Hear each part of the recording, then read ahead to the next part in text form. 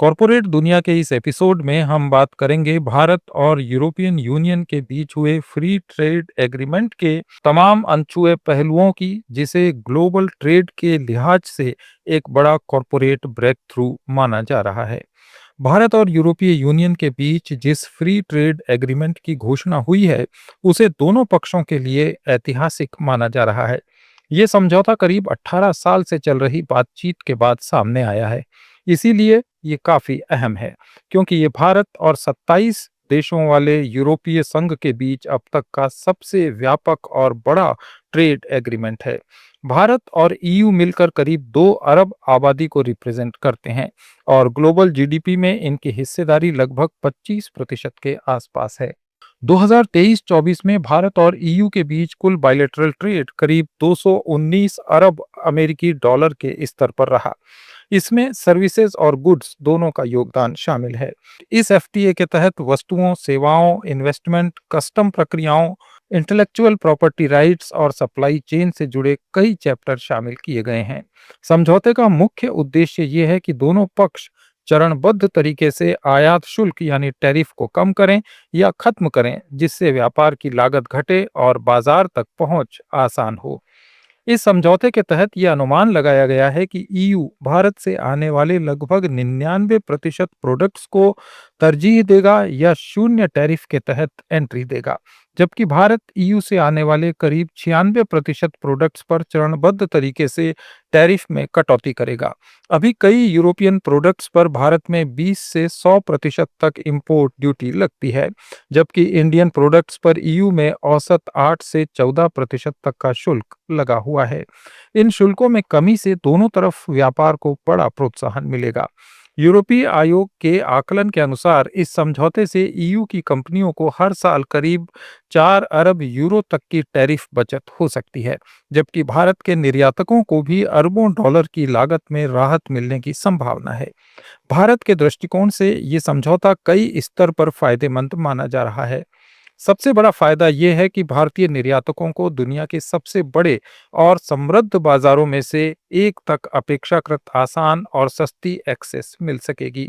अभी भारतीय textile, apparel, चमड़ा, जूते, ज्वेलरी, समुद्री उत्पाद, रसायन और इंजीनियरिंग का सामान ईयू में बांग्लादेश, वियतनाम और तुर्की जैसे देशों के मुकाबले में भारत पीछे रह जाता था, क्योंकि इन देशों को पहले से ही प्रेफरेंशियल ट्रेड बेनिफिट मिलते थे।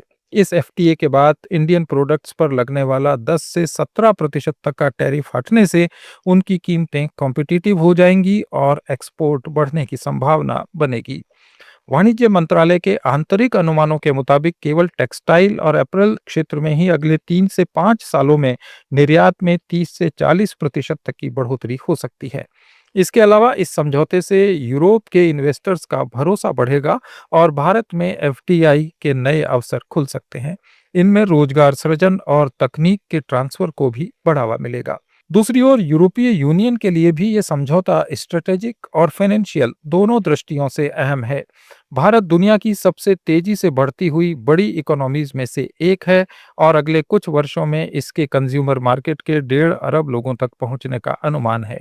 अभी ईयू की कई कंपनियां भारत के ऊंचे टैरिफ और जटिल रेगुलेटरी स्ट्रक्चर के कारण अपने उत्पाद यहां सीमित मात्रा में बेच पाती हैं। इस एफटीए के बाद जर्मनी, फ्रांस, इटली, स्पेन और नीदरलैंड्स जैसे प्रमुख देशों को सीधा लाभ मिलने की संभावना है। जर्मनी की ऑटोमोबाइल और मशीनरी कंपनीज को विशेष फायदा हो सकता है, क्योंकि अभी भारत में लग्जरी कारों और हाई एंड मशीनरी पर 70 से 110% तक आयात शुल्क लगता है, जिसे इस समझौते के तहत घटाकर 10 से 15% तक लाने की योजना है। फ्रांस और इटली के लिए वाइन, चीज, ऑलिव ऑयल और दूसरे प्रीमियम एग्री प्रोडक्ट्स पर टैरिफ की कमी से भारतीय बाजार में उनकी हिस्सेदारी बढ़ सकती है। नीदरलैंड्स और बेल्जियम जैसे देशों की रासायनिक, फार्मास्यूटिकल और लॉजिस्टिक्स कंपनीज भी भारत में अपने कारोबार का विस्तार कर सकती हैं। कुल मिलाकर ईयू को भारत के विशाल बाजार में बिक्री बढ़ाने, सप्लाई चेन मजबूत करने और एशिया पैसिफिक रीजन में अपनी स्ट्रेटेजिक प्रेजेंस बढ़ाने का अवसर मिलेगा।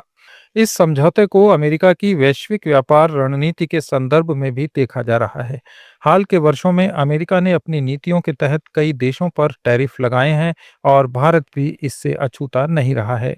अमेरिका ने कुछ इंडियन प्रोडक्ट्स पर अतिरिक्त शुल्क लगाए हैं, जिसके कारण भारत और अमेरिका के बीच व्यापार में अनिश्चितता बढ़ गई है। ऐसे में इंडिया ईयू एफटीए से एक नया संतुलन बन सकता है।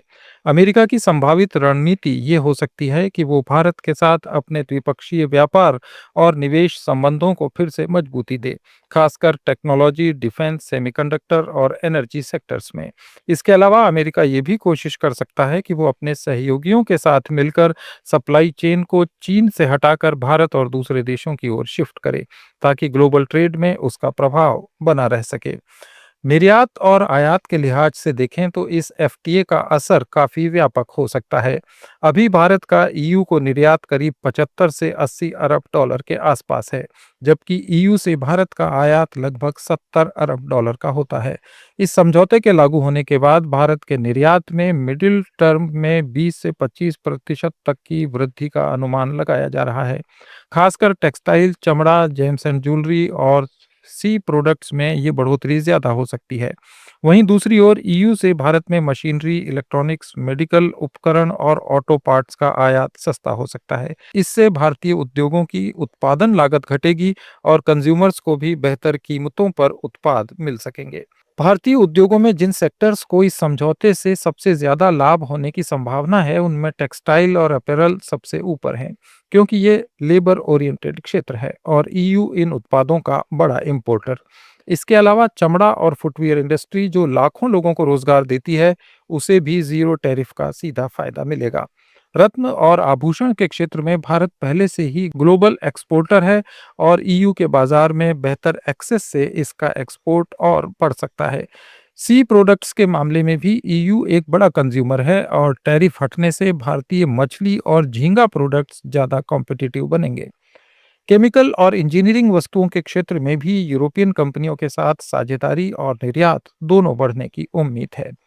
भारत की व्यापक एफटीए रणनीति का ये समझौता एक महत्वपूर्ण हिस्सा है। भारत पहले ही जापान, दक्षिण कोरिया, आसियान देशों, ऑस्ट्रेलिया और हाल ही में ईएफटीए कंट्रीज के साथ ऐसे व्यापार समझौते कर चुका है। इन समझौतों से भारत को निर्यात बाजारों में डाइवर्सिटी मिली है और किसी एक देश या क्षेत्र पर भारत की निर्भरता कम हुई है। भविष्य में भारत यूनाइटेड किंगडम, कनाडा और कुछ अफ्रीकी देशों के साथ भी एफटीए करने की दिशा में आगे बढ़ रहा है। इन संभावित समझौतों से कृषि उत्पादों, फार्मास्यूटिकल, आईटी सर्विसेज और मैन्युफैक्चरिंग सेक्टर को अतिरिक्त लाभ मिलने की उम्मीद है। अमेरिका द्वारा भारत पर लगाए गए टैरिफ के बैकग्राउंड में देखें तो ईयू के साथ हुआ ये एफटीए भारत के लिए एक तरह से रिस्क मैनेजमेंट का साधन भी बन सकता है। इससे भारत को अपने निर्यात के लिए एक मजबूत अल्टरनेटिव मार्केट मिलेगा और अमेरिकी बाजार में आने वाली अनिश्चितताओं के असर को सीमित किया जा सकेगा। हालांकि ये कहना थोड़ा ज्यादा होगा कि समझौता पूरी तरह से अमेरिकी टैरिफ के प्रभाव को खत्म कर देगा, लेकिन इतना जरूर है कि भारत की सौदेबाजी की ताकत बढ़ेगी और निर्यातकों के पास ज्यादा विकल्प होंगे। कुल मिलाकर ईयू एफटीए को भारत की दीर्घकालिक आर्थिक और व्यापारिक रणनीति में एक महत्वपूर्ण माइलस्टोन माना जा रहा है। इसका असर आने वाले वर्षों में अर्थव्यवस्था, रोजगार और वैश्विक व्यापार में भारत की स्थिति पर साफ दिखाई देगा। कॉरपोरेट दुनिया में आज इतना ही। अपडेट्स के लिए जुड़े रहिए लेट्स माइक के साथ।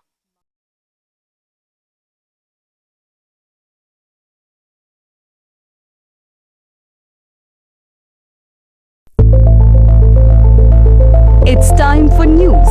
It's time for more than radio. Presenting the first radio news app, Let's Mic. Let's Mic, a news-based app on your phone where you get to watch and listen news, talk shows, interviews, radio show podcasts. On Let's Mic, you get all relevant information of TV, print, radio, podcast, and digital. Let's Mic talks about every segment of life.